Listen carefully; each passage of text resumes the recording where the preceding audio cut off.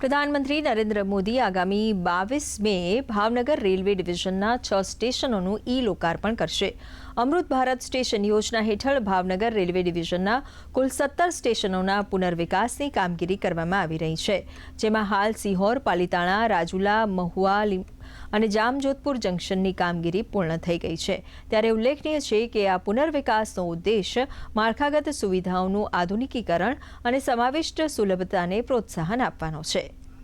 वर्तमान में 6 स्टेशंस पे कार्य पूर्ण हो चुका है, जिनका लोकार्पण माननीय प्रधानमंत्री द्वारा 22 मई को किया जाएगा।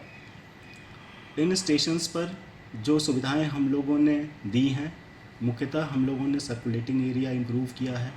दिव्यांगजनों के लिए ख़ास तौर से हम लोगों ने ध्यान रखा है कि उनको किसी तरह की दिक्कत ना हो। वेटिंग हॉल्स को इम्प्रूव किया गया है। हमारा प्रयास है कि हम आगे अधिक से अधिक सुविधा यात्रियों को देने की कोशिश करेंगे। જ્યારે જૂનું રેલવે સ્ટેશન પ્લેટફોર્મ હતું તે ટ્રેનથી જે સડવાની ઊંચાઈ હતી બહુ ઊંચી હતી અને એને હિસાબે જે વૃદ્ધ માણસો હતો એને બહુ સમસ્યા થતી, પણ હવે નવા પ્લેટફોર્મ અને જ્યાંની ઊંચાઈને જે લેવલ ઊંચું કર્યું છે એ બહુ સારી સુવિધા છે અને યાત્રિકો માટે બહુ સારામાં સારી સુવિધા થાય છે।